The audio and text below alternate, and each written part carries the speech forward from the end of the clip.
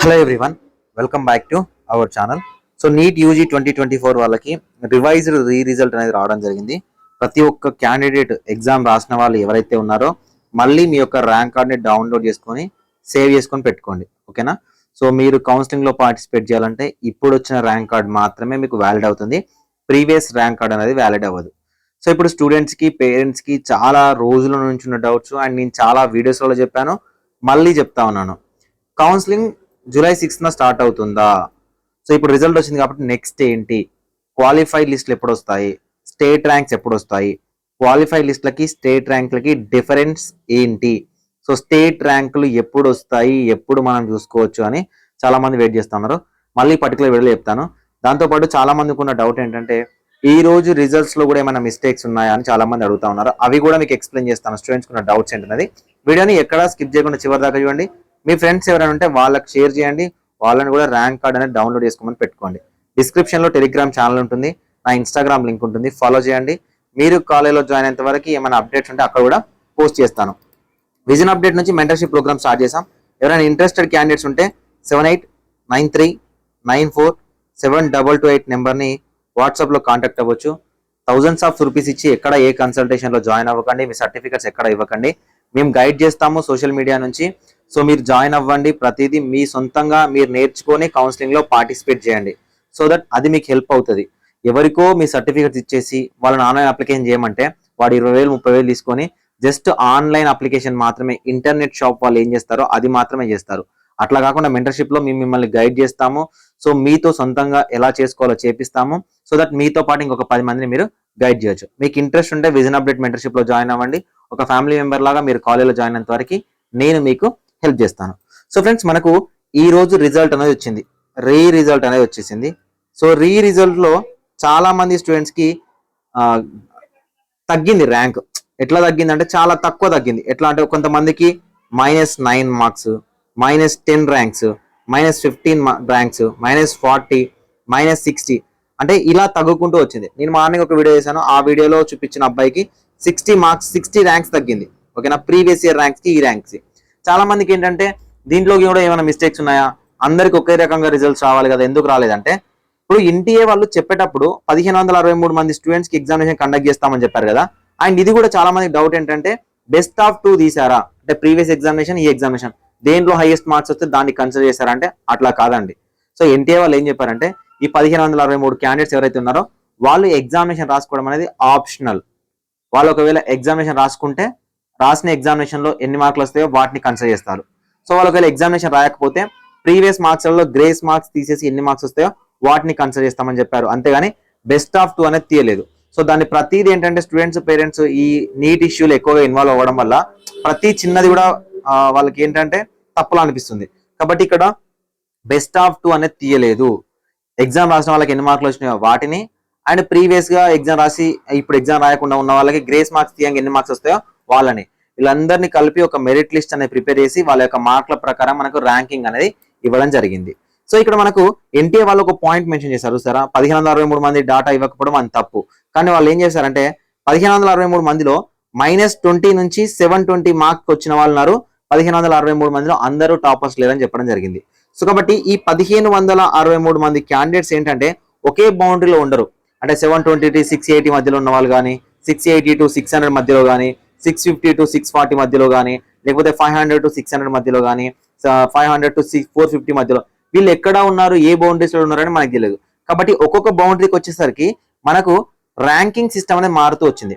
For example ఇప్పుడు మనకు 67 మంది ఉన్నారు కదా, ఓకేనా. ఫస్ట్ 720 వచ్చిన వాళ్ళు, దీంట్లో 7 మెంబర్స్ 720 అవుట్ ఆఫ్ 720 వచ్చిన వాళ్ళు గ్రేస్ మార్క్స్ కలిపితే, ఇద్దరేమో 718 719 వచ్చిన వాళ్ళు.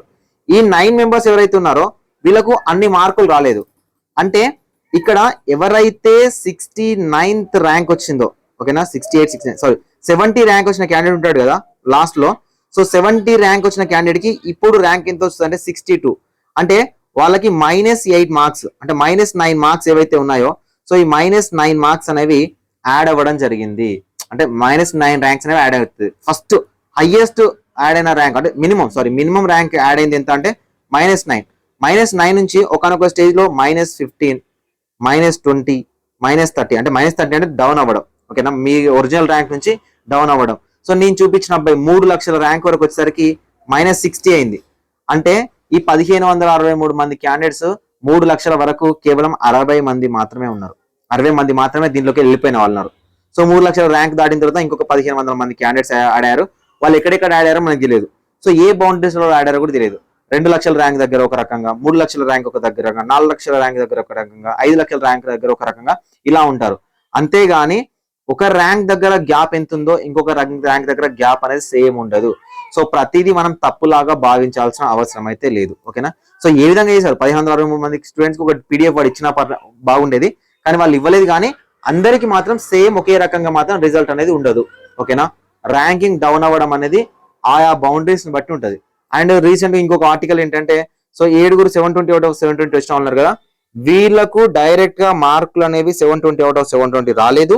సో వీళ్ళలో 680, 670, 660 ఇలా వచ్చాయి సెకండ్ టైం ఎగ్జామ్ రాసినట్టు. ఈ 7 మెంబర్స్ లో కూడా 5 మెంబర్స్ మాత్రమే ఎగ్జామినేషన్ రాశారు అన్నట్టు మనకు అప్డేట్ ఉందన్నమాట. సో ఇది రిజల్ట్స్ కి సంబంధించిన మీ డౌట్స్.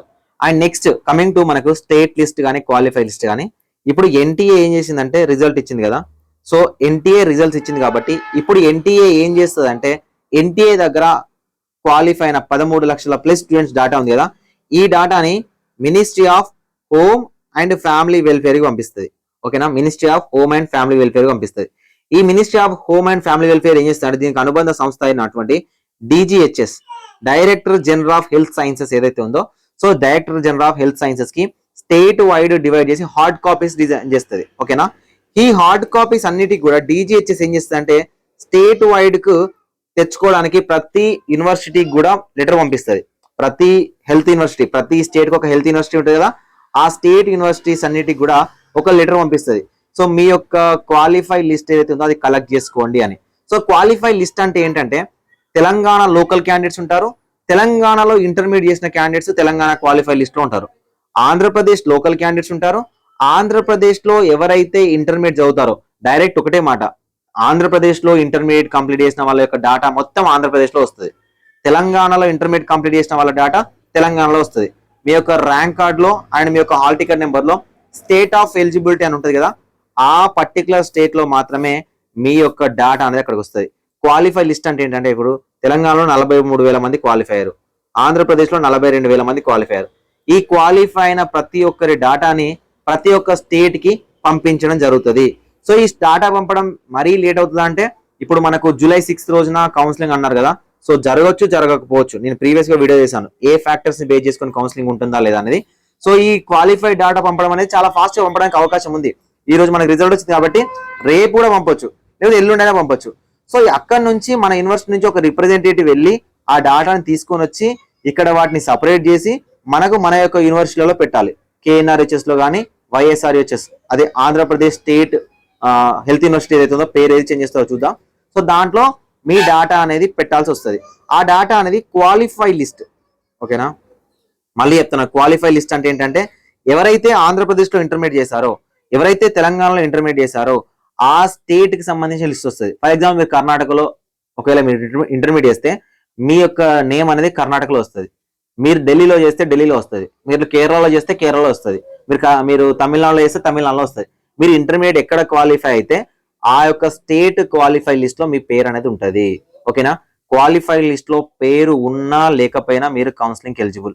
ఇండియాలో ఉన్న ఏ స్టేట్ లో క్వాలిఫై లిస్ట్ లో మీ పేరు లేకపోయినా కూడా మీరు ఎలిజిబుల్ అవుతారు. క్వాలిఫై లిస్ట్ అనేది జస్ట్ ఆ పర్టికులర్ స్టేట్ లో ఉన్న బౌండరీస్ చూసుకోవడానికి, ఏ బౌండరీ నుంచి ఏ బౌండరీ అంటే ఏ మార్కుల నుంచి ఏ మార్కుల వరకు స్టూడెంట్స్ ఎక్కువ మొత్తంలో ఉన్నారు, సో ఏ మార్కుల నుంచి ఏ మార్కుల వరకు OC వాళ్ళు ఉన్నారు, OBC వాళ్ళు ఉన్నారు, SC వాళ్ళు ఉన్నారు, ST వాళ్ళు ఉన్నారు అనేది చూసుకోవడానికి మాత్రమే యూజ్ అవుతుంది. సో దీన్ని క్వాలిఫై లిస్ట్ అంటారు.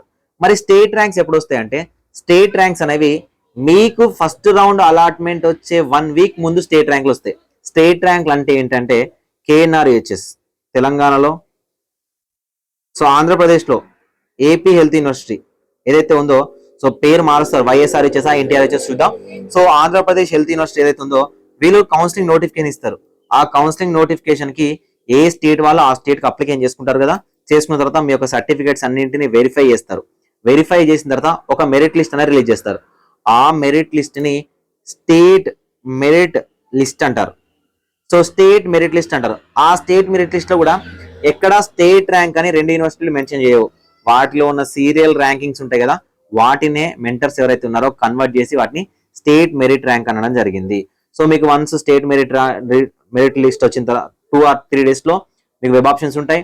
వెబ్ ఆప్షన్ ఉన్న ఒక 1 week లో మీకు ఫస్ట్ రౌండ్ అలాట్మెంట్ వస్తుంది. కాబట్టి మీరు స్టేట్ ర్యాంక్స్ ఇప్పుడు వస్తాయి అని మీరు భ్రమపడకండి. స్టేట్ ర్యాంక్స్ అనేవి ఇప్పుడు రావు. స్టేట్ ర్యాంక్స్ రావడానికి ఆంధ్రప్రదేశ్ అండ్ తెలంగాణ నుంచి కౌన్సిలింగ్ నోటిఫికేషన్ అనేది రావాలి. సో ఈ కౌన్సిలింగ్ నోటిఫికేషన్ కూడా మనకు ఫస్ట్ ఎంసీసీ, ఓకేనా, ఫస్ట్ ఎంసీసీ నుంచి ఏఐక్యూ షెడ్యూల్ వస్తుంది. ఏఐక్యూకి సంబంధించిన రౌండ్ 1 కంప్లీట్ అయిపోయిన తర్వాతనే మన 2 తెలుగు రాష్ట్రాలలో కూడా రౌండ్ 1 నోటిఫికేషన్ అనేది రిలీజ్ అవుతుంది. సో ప్రీవియస్ ఇయర్ బేస్ చేసుకొని ఈ ఇయర్ లో చెప్పలేము. ఎందుకు అంటే ప్రీవియస్ ఇయర్ లో చాలా సాఫీగా ఎలాంటి ఇబ్బందులు లేకుండా జరిగింది. ఈ సంవత్సరానికి వచ్చేసరికి చాలా గందరగోళం ఉంది కదా. సో మనకు July 6th నుంచి, ఓకేనా, July 6th నుంచి ఆల్ ఇండియా కోటా కౌన్సిలింగ్ అంటున్నారు. మేబీ 1 or 2 days లో అప్డేట్ ఏమైనా వస్తుందా లేదా చెక్ చేద్దాం. ఒకవేళ రావట్లేదు అంటే ఖచ్చితంగా లేట్ అవుతుంది. అది July 8th తర్వాతనే డెసిషన్ ఉంటుంది. సో మన 2 స్టేట్ గవర్నమెంట్లలో కూడా ఏఐక్యూ మెడికల్ కౌన్సిలింగ్ కమిటీ తీసుకునే డెసిషన్ ని బేస్ చేసుకొని మాత్రమే మన 2 తెలుగు రాష్ట్రాలలో కౌన్సిలింగ్ స్టార్ట్ అవుతుంది. అది స్టార్ట్ అయిన వెంటనే మీకు స్టేట్ ర్యాంక్స్ అనేవి ఇష్యూ అవుతాయి. సో అప్పటి వరకు మీరు వెయిట్ చేయాల్సిందే. ఈ మధ్యలో ఎవడో చెప్తున్నాడు లేకపోతే నేనే చెప్తున్నానని క్వాలిఫై లిస్ట్ లో ఉన్న ర్యాంక్ అనేది మీకు స్టేట్ ర్యాంక్ అయితే కాదు. వాటిని చూసుకొని మీరు భ్రమపడితే ఇంకా ఏం చేయలేం. చాలా వీడియోస్ లో చెప్పాను, క్వాలిఫై లిస్టులు వస్తాయి. క్వాలిఫై లిస్టులు స్టేట్ డిస్ప్లే లిస్ట్ అంటారు. అవి ఇంటర్మీడియట్ చదువుకున్న వాళ్ళ లిస్ట్ మాత్రమే వస్తుంది. స్టేట్ మెరిట్ లిస్ట్ అనేది కౌన్సిలింగ్ స్టార్ట్ అయ్యి రిజిస్ట్రేషన్ చేసుకొని పేమెంట్ చేసి సర్టిఫికేట్లు అప్లోడ్ చేసి సర్టిఫికేట్ వెరిఫికేషన్ అయిన తర్వాతనే స్టేట్ మెరిట్ లిస్టులు వస్తాయి. ఇది రావడానికి చాలా అంటే చాలా టైం పడుతుంది. 15 to 20 days టైం కూడా పడుతుంది. నోటిఫికేషన్ వచ్చిన 1 week మనకు అప్లికేషన్ ప్రాసెస్ ఉంటుంది. సో అప్లికేషన్ ప్రాసెస్ అయిపోయిన 1 week వరకు మనకు మెరిట్ లిస్ట్ అనేది రాదు. సో ఇది మీకు క్లారిటీగా అర్థమైంది అనుకున్నాను. సో అర్థమైతే మీ ఫ్రెండ్స్ కి షేర్ చేయండి, వీడియోని లైక్ చేయండి. మీ కింద కామెంట్ సెక్షన్ లో మీకు ఏమైనా డౌట్ ఉంటే కామెంట్ చేయండి. Thank you for watching.